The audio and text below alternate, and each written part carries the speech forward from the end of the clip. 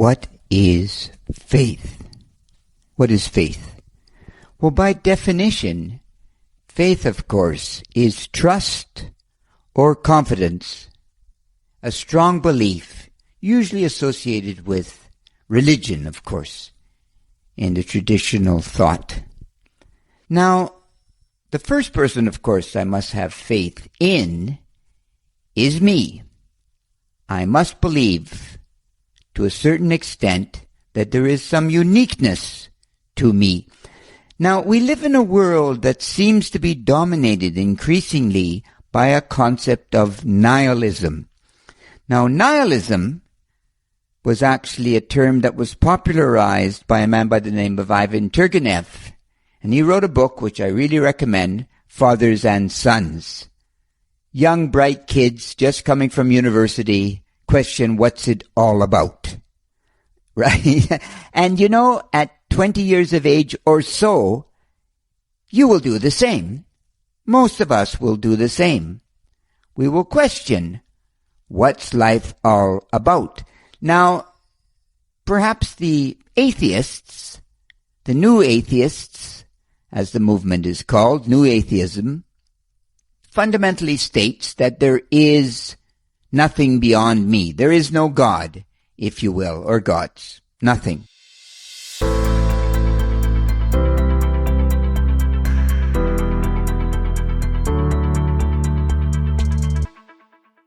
I'm here, this little bit of smudge on humanity, and I disappear at the end of my life.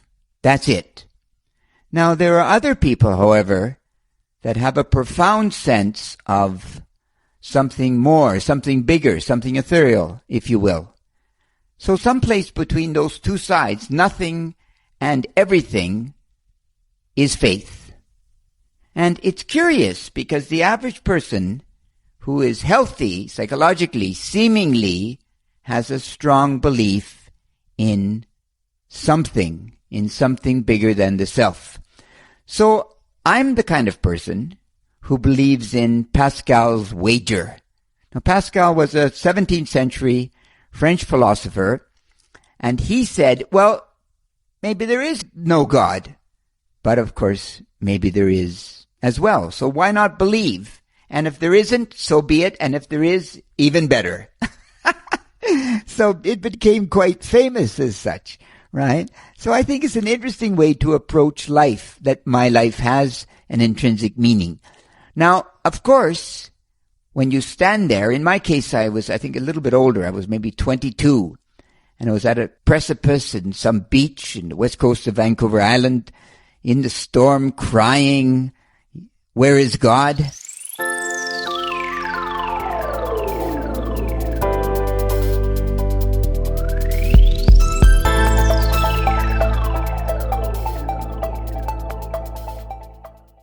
Similar to the man the other day in the church in Warsaw, where is God?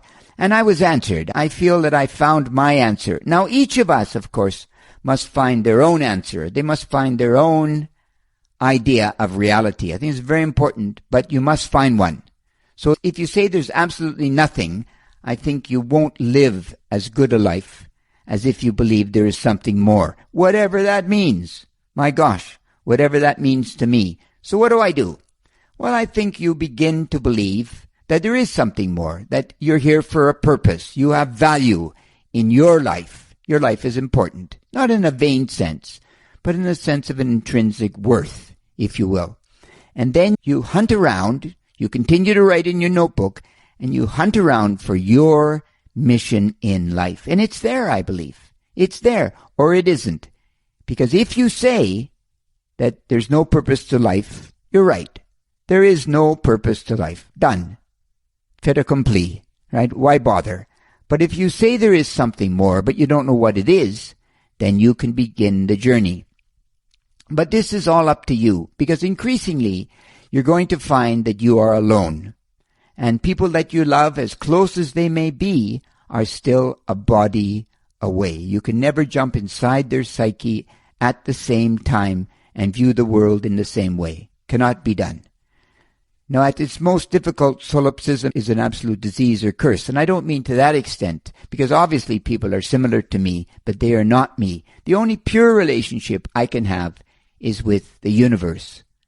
God, the universe, Gaia, whatever that means, right?